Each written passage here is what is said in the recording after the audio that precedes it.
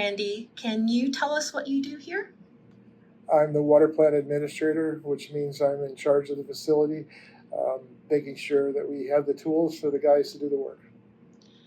It's a lot bigger than that, though, isn't it? We produce 11 million gallons a day. We serve 80,000 people. We serve the city and town, so we're responsible to make sure that water's safe. Water's safe. You recently were the latest to receive a service award. How does someone like you get to a point like that? My lab director, Dorothy DeNobili, and the contractor for Hudson 7, Rebecca Martin, got together and put an application in for me. So they put an application for you, but how does someone become what you do? How do you get to this point in your career? I started off as wanting to be a civil engineer in water treatment. So I went to Syracuse University and got a bachelor's in civil engineering. After that, I realized I probably needed a master's, and that's when I moved to Arizona for weather. But Arizona was a great place to be. And then I graduated my master's degree in civil engineering. Then I went, did some consulting there. I ended up getting laid off, which consultants typically do. And I ended up in Reno, Nevada. And in Reno, Nevada, I was a consultant for a while. Then I went to work for the water utility as a water treatment engineer. And then I helped out with operations a lot. And I realized that was where I wanted to be. So I took a shift supervisor job at the water plant for 2 years to get my experience. And after that, I got my grades, grade 1A, grade license for water treatment, which is required. And found I wasn't going to get the job I wanted there. And I found this in the journal. And I applied for it. And ultimately, I was selected. And you came here to Poughkeepsie. Mm-hmm. Okay. Yep. And so that type of path, we're asking because you were given this award of excellence, and obviously it's you've done this for how many years?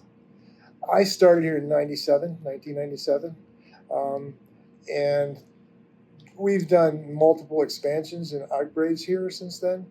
And basically what we've done, my job has been to find what the proper engineers to design the improvements and to implement the improvements and get them done. And so we've gone through, the first phase we did was in 2004 when we built the internals of our office building now. We built a chemical building. We paced all the pumps and got plant up to date, all new chemical systems. And we incorporated a good SCADA system, which is our supervisory control and data acquisition. That's the plant's brains. And then we since then have put in UV disinfection on the filters. And after that, we added ozonation for removal of organics.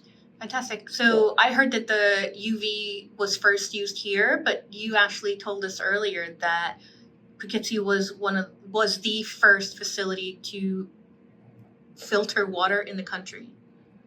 Yes, Poughkeepsie was the first in filtration. That's why our logo is first in filtration. But we started in 1872. So one of the things, if you look at water treatment, filtration is a big deal. Probably the next big deal after that was chlorination for disinfection, and we were 1906 for that. So this facility has always been on the cutting edge, but there's a need for that. And so we've been ahead on things, and we put things together to make it work. So we're talking to you today because I don't think a lot of people know where their water comes from and how it gets to this point. And when you say filtration, I feel like that is the obvious first step. I'm not really sure what would happen before that. How was water even treated if it wasn't filtered? What happens was the water comes in out of the river, and what it has is multiple particles. Those particles have to be removed, and then we have to disinfect the water so all the pathogens are gone. So the first part is to take the particles, which are colloids, and they have to be removed by sedimentation. So we add a coagulant and the flocculant to bring them down into sedimentation. Then after that, we go to sedimentation, or we go from sedimentation to ozonation. And ozonation is where we change the characteristics of the organics so they can be removed in our filters. Then our filters, which consist of a foot of sand and 2 foot of granular activated carbon, are the ones that do the polishing of the water. So that's amazing, and I can't even imagine how they got down to that process. But before filtration, what did people do? They got sick. um, Boiled? no, I think what happened basically was people would use well water. The problem with well waters is the well can be contaminated, and so if there's a lot of be using a well and neighbors using septic, you can get the problem. That's why back in the early 1900s or the late 1800s, early 1900s, they were measuring typhoid here, that people were getting sick, and there was a lot of problems. So since then, we've gone to a complete water distribution system from this facility for both the city and town, and that puts out a high quality water. Fantastic. What would be what people think is surprising that happens here? Like, we walked in and what are those giant rolls of film? I think the thing to be surprising about here is we take the water from the river, which a lot of people don't have respect as much as you could for the river. And it's not a river, it's an estuary, so it's always changing out there, going down, going south, going north. It's a very complex river system. And then our products are water and mud. So we make 2 products here. We're 100% green. Our mud goes off to Stanfordville, where they mix it with organics and sell it back for soil conditioners. So it's kind of nice. It's green. We're green. That's absolutely not something we knew, that you also had mud conditioners here. What would we're doing these interviews to get some profiles on folks who work here. I know that you're retiring soon, and maybe you can tell us a little bit about Dottie.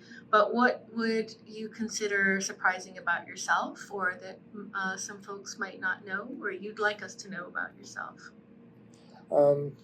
Most people in my position are not engineers. They work their way up through water. I'd like to become an operator. Here you become a trainee, operator trainee, then an operator, a senior operator, an operator specialist, and then you could move up further into the administration. So it's a real nice line of progression that can happen. My line went through engineering, so I'm a licensed engineer. And then when I went into operations, I'm a grade 1 operator in New York and in other states. So my background's a whole lot more than the average would be. I think that's really been my way of being able to do what I've done. And can you tell us what someone would do to, start to think of in a career of either civil engineering or to work in a water facility like this? Engineering is something you just get into out of school. You want to have a math background, possibly with a good chemistry touch. But if you wanted to just go through operations, we hire the operator trainee with just a high school graduate degree. So you need to have that. That's the only requirement. We do a lot of chemistry here, but it's not. Don't need to be a chemist, but we teach what you need to know, and it's a good place to work. It's a great place with benefits. The compensation is good. And I think the water utility is needed for everyone. Thank you so much for talking with us today, Randy.